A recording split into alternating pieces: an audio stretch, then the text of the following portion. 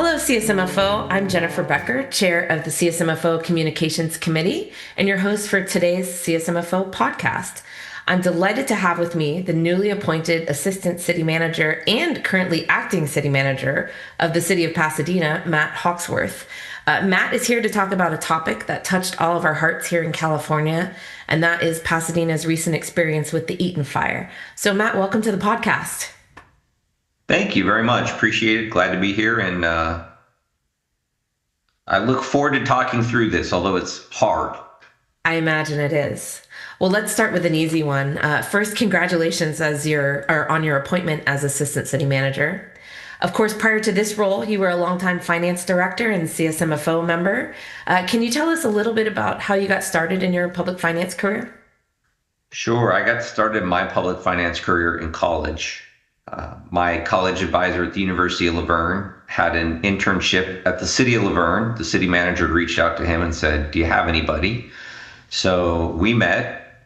I got to do a variety of assignments for the finance director, the city manager, and the assistant city manager. And I love numbers. So the finance department was a good fit. And I was very fortunate to land a full-time job right after college in the city of El Monte, and I spent 9 years doing almost every job in the finance department. Nice. So I got lots of experience. And now 30, almost 1 years later, I'm now the ACM for Pasadena. That's awesome. Do you feel like being a finance director prepared you well for being an ACM? Absolutely. I think one of the advantages that we have in the finance department is that we get to interact and work with every department in the city. So as a finance director, I have a good idea of what's going on places, what their funding challenges are, where they're stretched thin, staffing needs. So I get a lot of experience working with everybody. So that transition is helpful when you get into the city manager's office. Yeah, I bet all those department budget meetings really paid off. Yes. Okay, Matt. So I know everyone wants to hear your story, so let's get into it. Take us back to that first Tuesday evening of January 7th when the fire started. Where were you and what were you doing when you heard about it? Sure. So because this was extreme red flag warnings and we had already forecasted 100-mile-an-hour plus winds, we'd experienced a similar wind event. I think it was 12 or 13 years before. And fortunately, we didn't have a fire, but we lost power lines, trees. It was a lot of destruction. So we had already prepared to activate. We had been working all day because it was a Tuesday. Our plan was to activate the EOC at, I believe, 6 p.m. that evening. And then we had a shift that was going to work in the EOC overnight during the winds and then continue into the next day. So we were actually on our EOC opening briefing call when the fire started. Oh, wow. Well, I guess that's good you were that prepared. But did you know right away how severe the fire was going to be and the potential impacts? Nobody knew the severity of what it would be in losing, I don't know, 8,000 homes or whatever it was. But knowing that even the smallest spark and 100 miles an hour of wind was going to be challenging. And the Palisades fire had started a few hours earlier in the afternoon, and we saw how quickly that fire was spreading. Yeah. So that gave us an unfortunate reality of what we could expect. So from very early on, we knew that this was significant.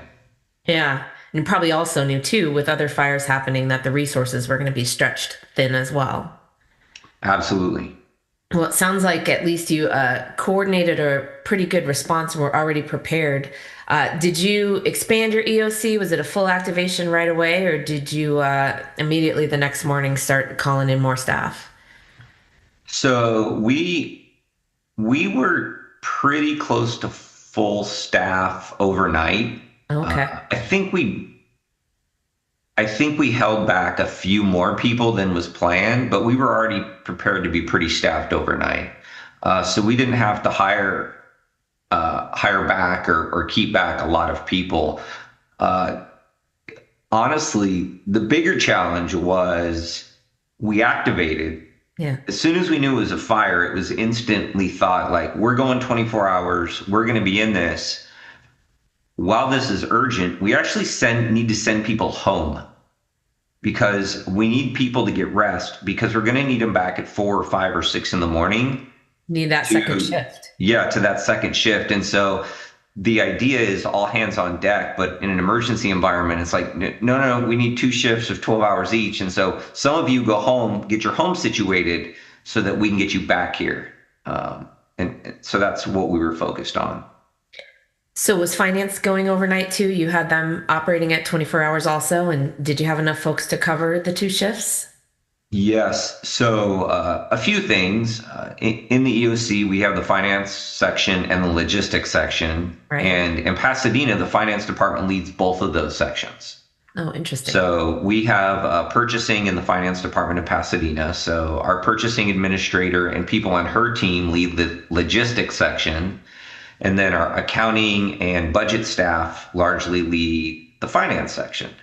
So we had people in both sections overnight, and then we utilize a lot of staff from other departments to offset our finance staff to fulfill those roles because we have people that do purchasing and things like that in virtually every department. And so, yeah, we had to pivot quickly to staff up. I imagine that's a pretty challenging time, just especially. And so my next question was how many days did that 24-hour, the round the clock operations continue?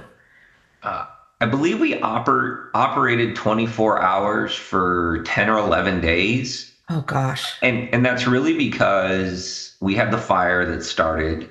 And then they still had a lot of hot spots. So we still had a lot of evacuation warnings and closed down neighborhoods and things like that. And then early the following week, we got red flag warnings again with single digit humidity.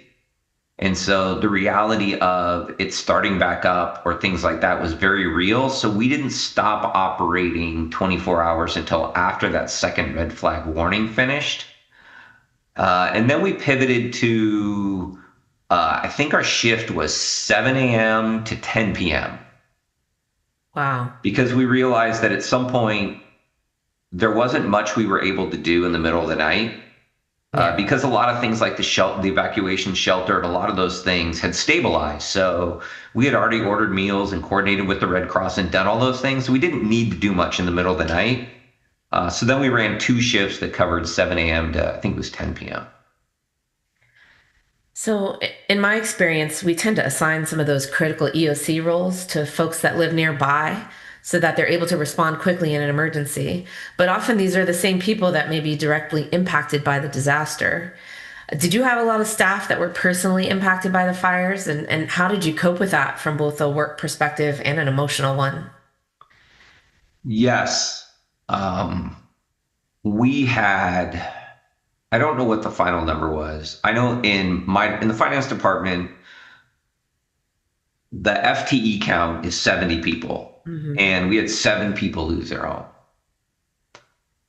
Parks and Recreation, Yeah. their department was the department that was probably impacted the most in terms of employee losing their homes. And I worked in 5 cities, and I think it's been pretty consistent that the most number of cities employees that live in the city are Parks and Recreation employees for some reason. It tends to be true, yeah. Right. So that wasn't too surprising. And then we had some public works staff, and we had a firefighter that was working that lost his home. A lot of people saw him on the media and things like that because he got interviewed quite a bit. But even more than the people that lost their home, or there were tens of thousands of people that were evacuated for multiple days. Right. So while we had a significant number of people lose their home, the number of people that were evacuated were even greater. So of like finance's 70 employees, I'd say that we probably had 20 people that were either evacuated with some of those losing their homes. But that was challenging. And so we had people that were trying to find hotels or places to stay or going with family, and then coming in to do their shifts. Was the city able to do anything to support either the evacuees or the folks that were losing their homes? Absolutely. We weren't able to do a lot in the moment because it was really busy in the moment. we focused on staff that didn't have anywhere to go or had limited resources to go. So like if the staff or their family originally went to the evacuation shelter or something, we tried to help get them out or things like that. But we had at least one hotel in town that offered, I think originally it was a total of 100 room nights and then ended up expanding that. So we were able to put a lot of employees and their families in one of our hotels if they didn't have anywhere to go. And so that really helped. Tons of meal donations and food donations. We were, as we were rebuilding and getting settled, we provided employees with, I'll call them admin leave, days off, so sort of days on the books that weren't originally on the books. And the idea was that gave them a chance to go to the Disaster Resource Center, meet with FEMA, talk to their insurance agent, do site visits, whatever they have to do. So we granted them some extra time off. Donation management is a huge effort that's generally not on your list when you start working in the EOC. Yeah, I wouldn't think about that. And I know a lot of people mean well, but sometimes it can become overwhelming very quickly. Yes. So once we got our donation management, we partnered with a couple organizations and they opened up a center. And so companies were donating couches and chairs and tables and televisions and all of these things. And we wanted to make sure that it went to survivors. Right. But our staff got priority. So that was helpful. Yeah. So trying to think of what else, but everywhere we could help, we tried to help. But we had staff that, they live locally. And so it was, I remember we had some staff that were staying with family and it was like, they were in Pasadena and then the next day they were in Fontana and they were like, hey, I got an hour and a half commute each way now. So there were a lot of logistical challenges to help them with too, just from a timing perspective. I didn't even think about that. Even if they were able to find another place to stay, that doesn't mean it's going to be local because people were spread out everywhere. Yep. So let's talk for a moment about the overall impacts to the city of Pasadena. Do you have an estimate of like total losses to city-owned structures and facilities, total homes, businesses lost, anything like that?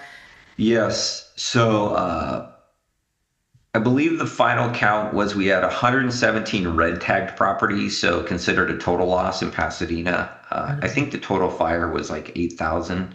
So Right. that puts a perspective on how most of that was in Altadena, the county unincorporated area. Some homes were lost in Sierra Madre. And then like I said we had about 117, I think, red tagged homes.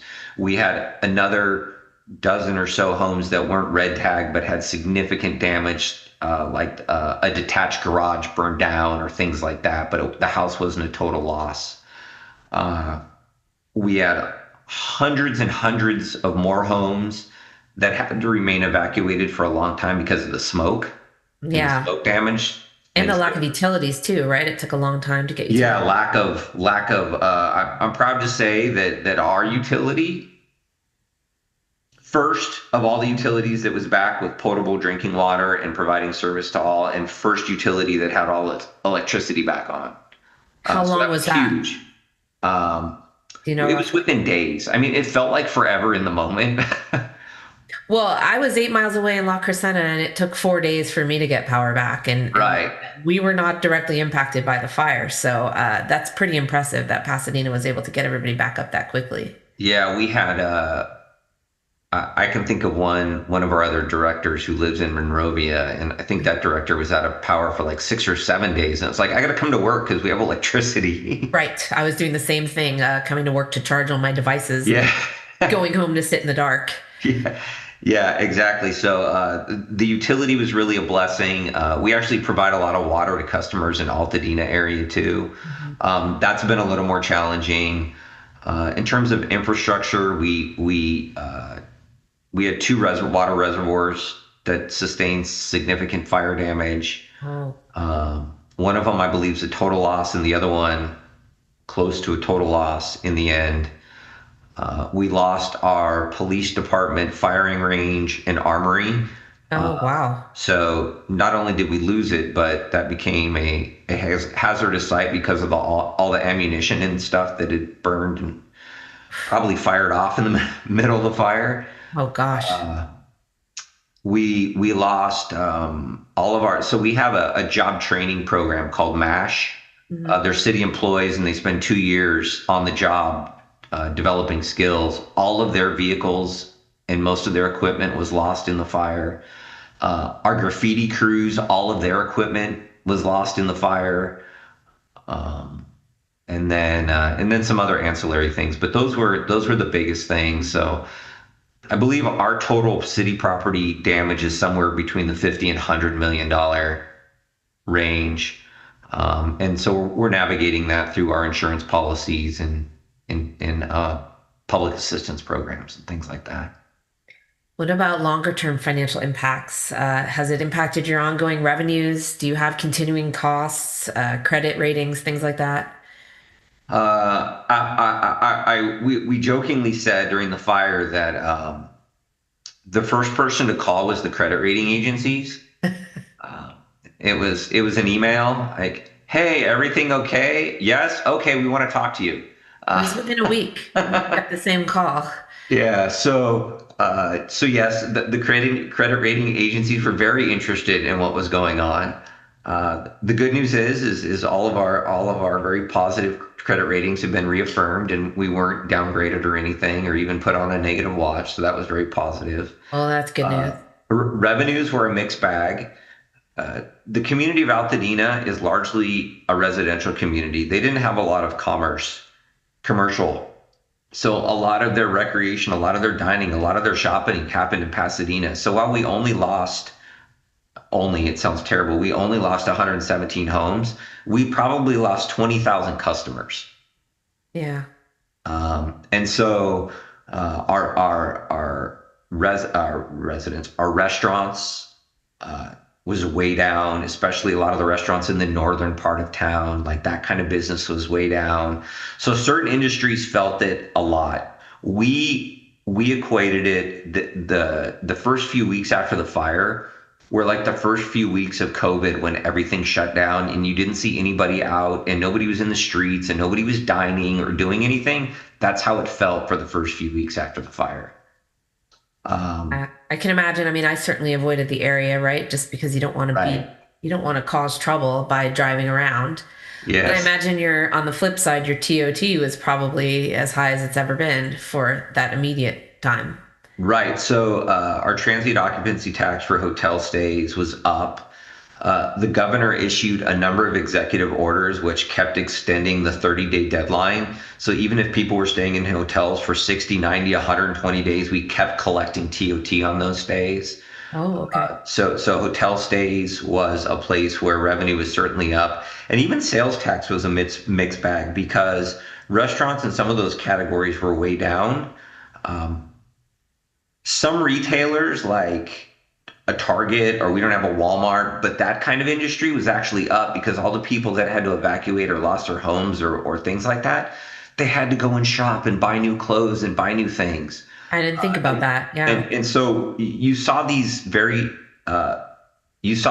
and valleys based on industry and store types, which made a lot of sense after we looked at it. But because sales tax is delayed, it took us a while to figure out what the actual impact was. We just had sort of an idea of what we thought the impact would be, Yeah. kind of thing. And then property tax, again, because that's so delayed, this year is what it is.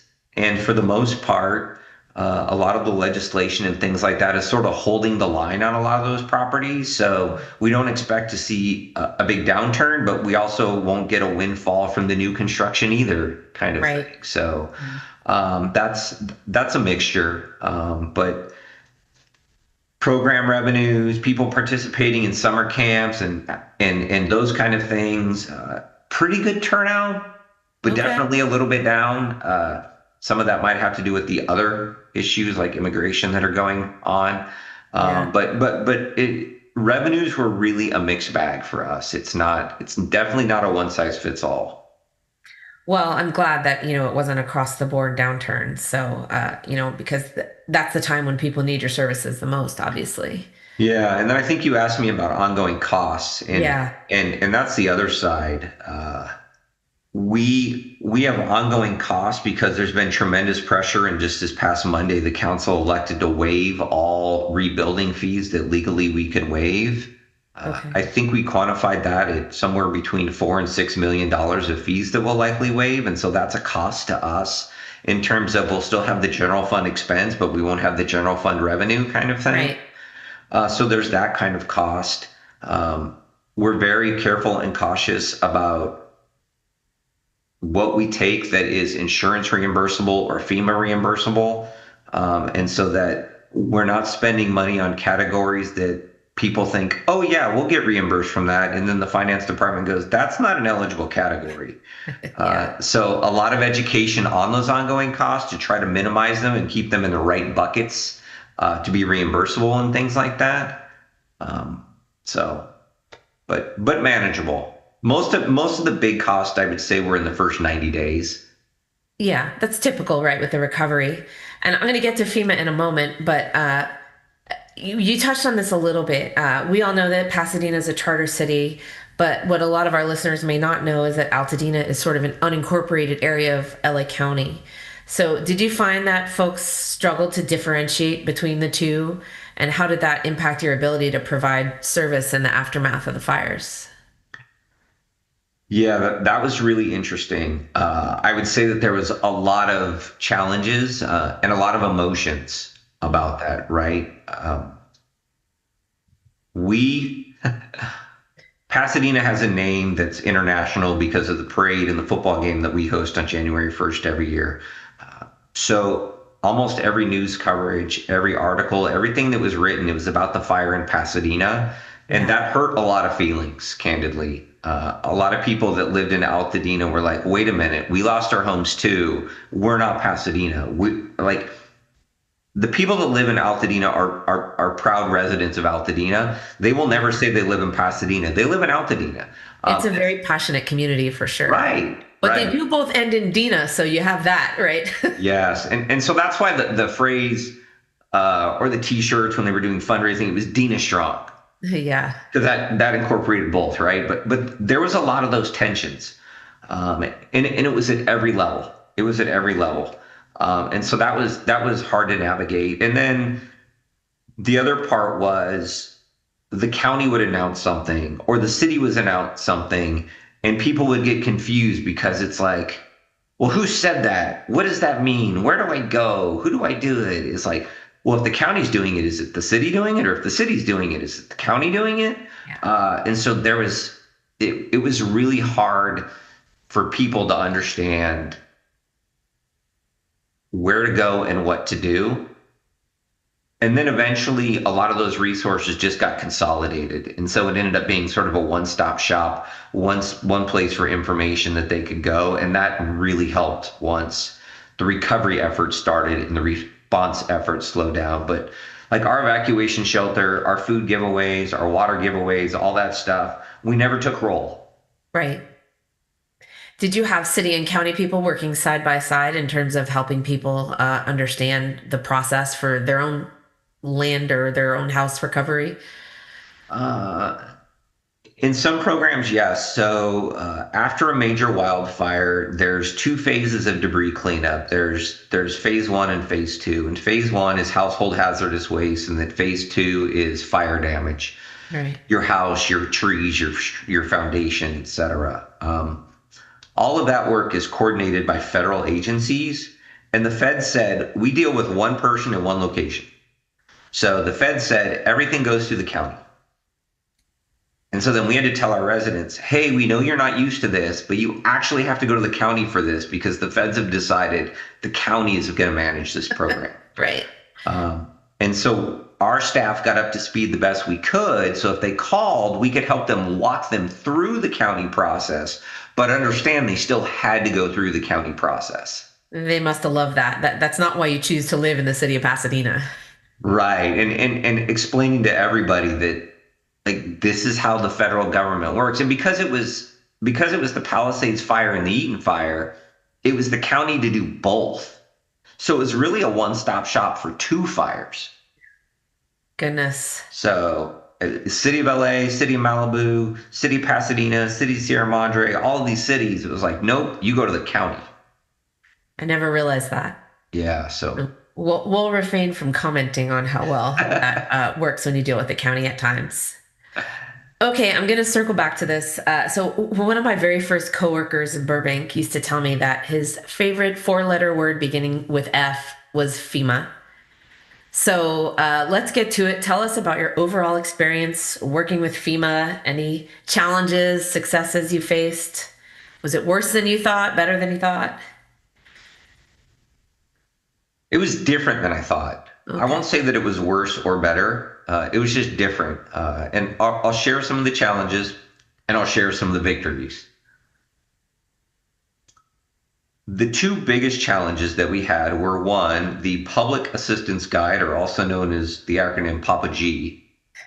The new Papa G came out the week before the fire started. So nobody had had a chance to digest what changed, what was new. And these are all this is the document that tells you how you're going to get reimbursed, how you have to categorize things. So we had this huge learning curve, and candidly, the staff at FEMA were on that same learning curve. Yeah. So we were all time trying to digest this new document, whether it was the county, whether it was the city. So that was a huge challenge and a struggle. The other struggle with FEMA was the politics in Washington. Right. And the reality that as our fire was going and the recovery was starting, the federal government was slashing government programs. And so we had FEMA staff that didn't know if they were going to have a job tomorrow or were actively looking for jobs because they didn't have a job tomorrow. And so we had a tremendous amount of turnover in who was our point of contact Oh in gosh. doing things. So that also made it really challenging. That being said, we had a FEMA staff person in our EOC every day. And having that resource in your EOC was a tremendous asset because FEMA is FEMA, but FEMA is 10,000 things, right? And we don't have the time or the energy or the bandwidth to figure out what area the thing is we need. We just know FEMA does it. And that person being in our EOC, it was his job to figure out who did it and connect us to the right people. And that was incredibly helpful. And he also helped navigate who was that new person and where was that new person. I'm going to go back to a challenge. The fire's going. We're actively working the fire the next day on Wednesday. And the number one question I get is, where's FEMA? FEMA doesn't show up within the first 12 hours or the first 24 hours or the first 48 hours, That's not really their role, is it? right? It's like, well, doesn't FEMA rebuild the houses? Doesn't FEMA clean up the tree debris? Doesn't FEMA run the shelter? Doesn't FEMA, like, no, FEMA doesn't actually run any of those programs. They're just the resources to work through to get those programs. But everybody had this fallacy belief that FEMA was going to be the answer to whatever challenge people were facing. And so there was a lot of education to go, no, it's not FEMA that you're looking for. It's us. They just might pay you back for some of it later. Right. And people have seen hurricane damage in Florida in places, and FEMA, they'll say, well, FEMA builds those trailer cities and they bring in all the trailers and people can live in the trailers. And it's like, yeah, ours is a fire damage site. People aren't even allowed to go in those neighborhoods. They're not going to start dropping trailers everywhere. Yeah. This wasn't a flood. This was a fire. But that was a lot of the sort of misinformation and that's not FEMA's fault. That's just the perception of what people thought FEMA was. That is interesting. I've never And given that so, much thought. so it's a reality that we as the locals, we have to do a lot more for a lot longer than you think. Yeah. They don't show up the next day. They show up 3, 4, 5 days later, and you've got to bridge that gap until their resources start to show up. Well, and one thing I know from my limited disaster experience is after the EOC kind of shuts down and planning and logistics, pack it in, it's the finance section that spends months and months and often years cleaning up the mess. So, what's that been like for you and your team, and how far back to normal do you consider yourself at this point? Sure. We were in the process of closing out our COVID claims when this fire started, right? So that just talks about the years afterwards that it takes to clean something up. The good news is I would say that in the city of Pasadena, logistics and finance sections worked the most during COVID. Yeah. So they were the most up to speed on what to do and how to do it in terms of tracking, recovery, and things like that. So our finance team is well versed, understand what to do, how to do it, what worked for us during COVID, what didn't work for us during COVID, how to use our financial system to create tracking codes to track expenses, and things like that. So that I think is going really well Yeah. because we have largely the same staff working here and the experience to do that. So that all worked well. As of today, there's probably 2 staff in finance that are still touching FEMA stuff Okay. at least every week, if not every day. But the rest of the staff is pretty much back to normal.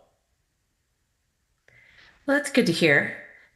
Uh, and I know disaster preparedness often kind of tends to take a back seat in terms of training, right? When there's so many other pressing priorities in a city the size of Pasadena. How much EOC training have you all done prior to this incident? And do you think it was sufficient?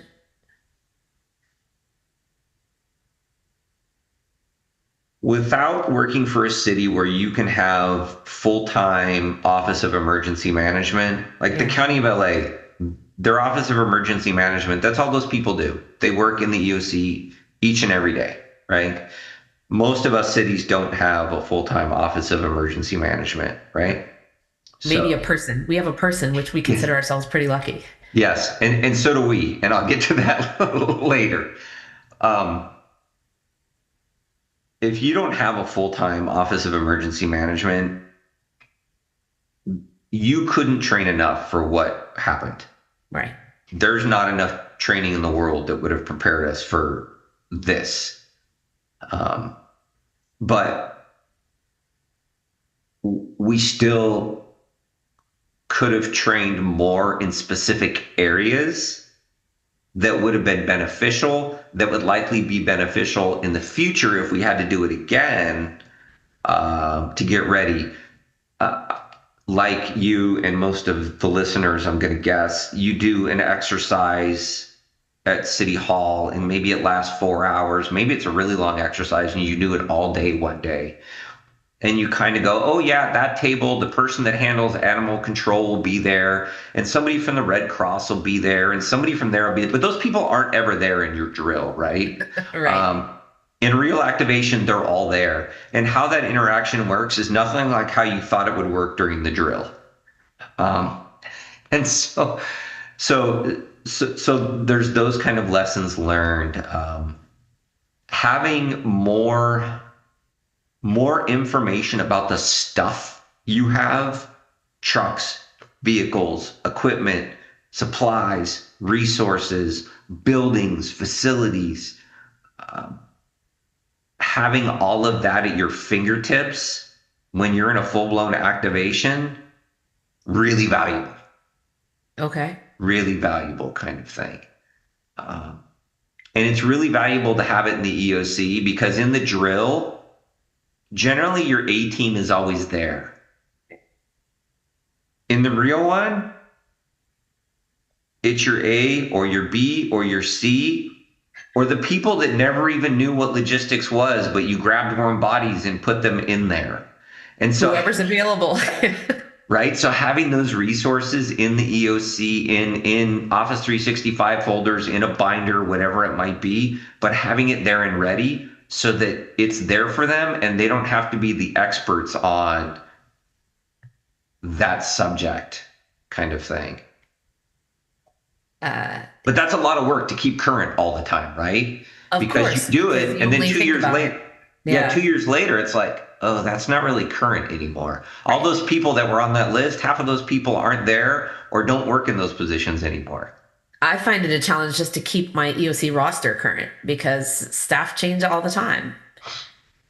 Exactly. And so that was a big thing for us in terms of training. It's not just the training, but it's what's there in the room available for people to use.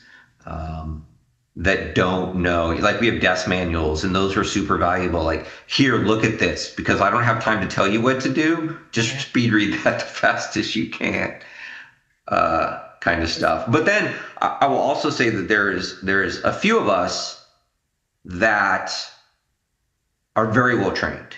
Yeah. And have done activations before and worked through events.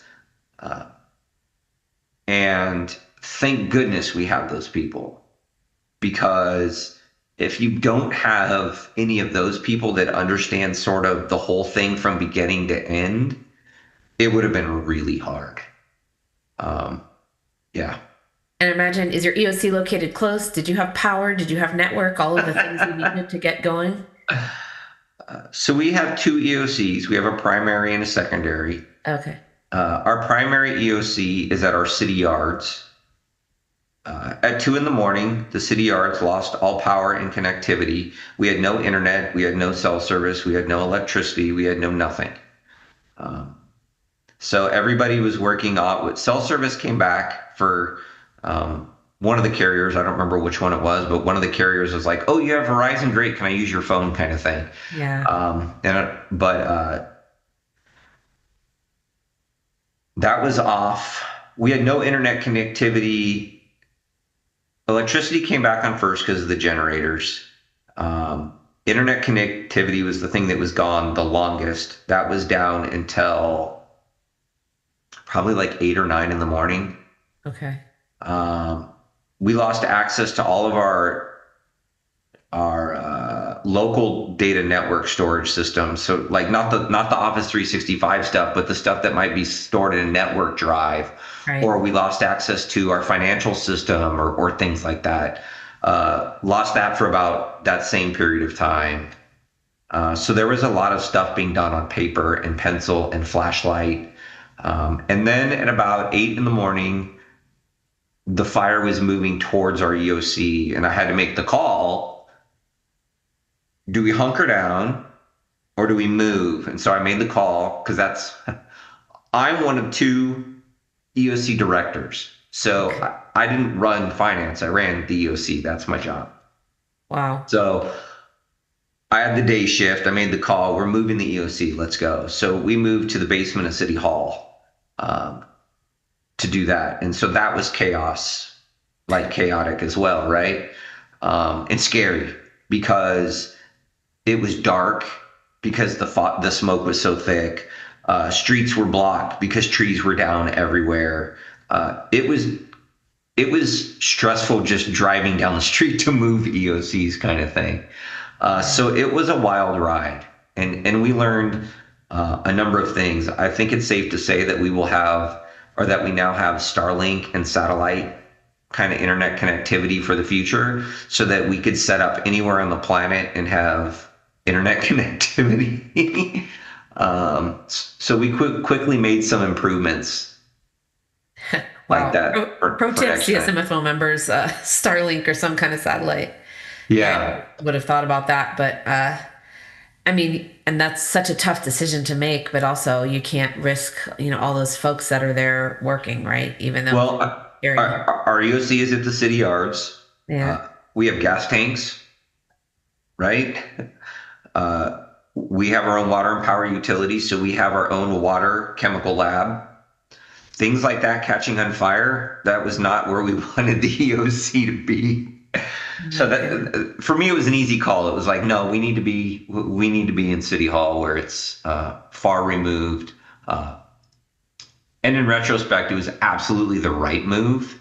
Uh, because then our evacuation shelter at the convention center was a block away, so staff could walk back and forth rather than get in a car and drive 10 minutes back and forth. So logistically, it proved to be such a big help not being at the yards.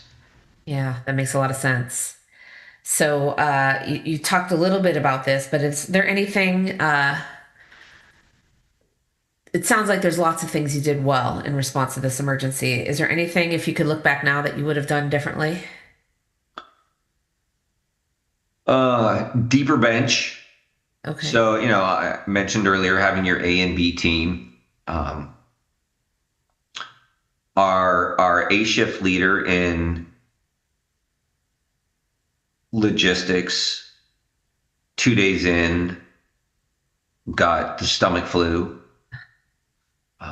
And so we not only had to shut down the EOC and sanitize the EOC because turns out that's the most contagious virus in the world. Um, so then we were down to our B and had to pull in a C person. Sorry, we were down to our C and our D because our B leader of logistics lost his home. Oh gosh. So it's like, okay, who else do we have left that understands purchasing and logistics? And so, like, you need a bench deeper than one or two. You need a bench that goes 3 or 4 deep. And luckily, we have 2,200 employees roughly. We have the thankful ability to get 3 or 4 deep in many areas. Right. If you're a smaller city and you can't get 3 or 4 deep, immediately go out and solicit for a company that does emergency management consulting. Um, there are companies out there and they can activate and be on the ground in your EOC within a matter of 12 hours. You're going to need those resources. It's great advice. And that kind of poses my next question. And that's a great recommendation. If there are any other recommendations that you have for CSMFO members on what they should know or how they can better prepare for a disaster, what would that be? So along with having a consultant on board that you can call quickly to get resources, something that we started doing years ago, and thank goodness we did, is if you're going to use a contract or a service as part of an emergency response that may likely be reimbursed by FEMA, your contract terms have to include all the federal provisions. And you have had to obtain that contract in a federally compliant way.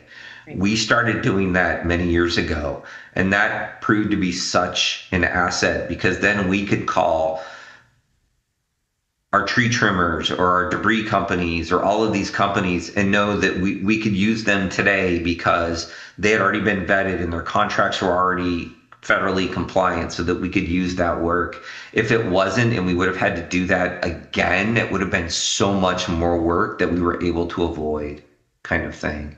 Did that include a full procurement because that's what's required under federal law or? Yeah, in most of those, it requires I'll say a regular sort of procurement process, some sort of Right. competitive process. It also prohibits you from sometimes doing certain things like giving special benefits to a local business or like a business that's within 10 miles of your city or thing like the federal government has some strange rules. And so really understanding that and doing that. And we've been really conscientious about that over the years. So that's a huge asset. If you don't do that now, I would say consider doing that for things going forward. It makes the procurement process more complicated, but if you ever need that service, it'll be a benefit. And you'd rather do that procurement process not while the disaster is going on, right? So to get it out of the way. 100%, 100%. The other thing is, uh, even though the public assistance manual changed the week before, the principles of it didn't. And so one of the biggest principles that I learned a couple decades ago in my first fire activation is rent, don't buy. The FEMA rarely reimburses you for buying anything, but they will reimburse you on an hourly rate for renting things. Um, I will share with you that your park staff, your public works staff, your utility staff, their gut reaction for anything they need is, I will go buy it. And you have to train them, do not go buy that. We will rent that. Because if we rent it, we get reimbursed. If we buy it, we only get reimbursed at the rental rate for the number of hours we used it. That's true. That's a great point. And so really understanding what those rules are, how they work, and then training your team on that so that they understand what those things are. And then you touched on it earlier. You have an emergency manager. We have an emergency manager that's full time. All she does is emergency management. Um, if you don't have it, that's where the consultant comes into play that I mentioned earlier. Um, there are so many things that you're going to need that you can get through mutual aid assistance through Cal OES or the county or FEMA, that you don't need to spend a dollar on. But if you don't know how to go online and submit your request and do that work, you're not going to know that. That goes back to the value of having somebody from Cal OES and somebody from FEMA in our EOC, because it was, I need 40 yards of sand. I need 2,000 sandbags. I need X here. And then they know how to run that up the chain through Cal OES or FEMA to get it approved. And then I don't have to spend time, or somebody in the EOC doesn't have to spend time doing that. But knowing that those resources exist, you know to ask for them. If you don't know those resources exist, you don't even know to ask for them. Right. And I'm sure some of us who have our own fire departments like we do have a much better relationship with Cal OES and folks that are knowledgeable about accessing those resources. Whereas if you are a contract city, you may not be as familiar with the process. Yeah, we because of the red flag warnings afterwards, and then of course it was January, so then we forecasted rain, and we were worried about mudslides and everything, and so sandbags were a big deal, right? And so our public works team said, we need X tons of sand, and I said, no, that's not enough. How much sand do you need? And so I candidly think they threw out an absurd number because they didn't think it would happen or whatever. So anyway, and I, off the top of my head, I don't remember what the number is, but that amount of sand, we got a call the next morning and it was like, hey, the trucks are on their way. Where do you want it dropped? So I called them and I was like, where do you want this sand? And they're like, oh, at this park in the parking lot. And so these trucks showed up and they called and they were so angry and they were like, where do you expect to put all this sand? I said, that's not my problem. My problem is to fulfill your orders. We fulfilled your order. You figure out where you want your sand. Because those resources do come in giant bulk waves if you need them in giant bulk waves. And clearly our public works crew didn't understand that.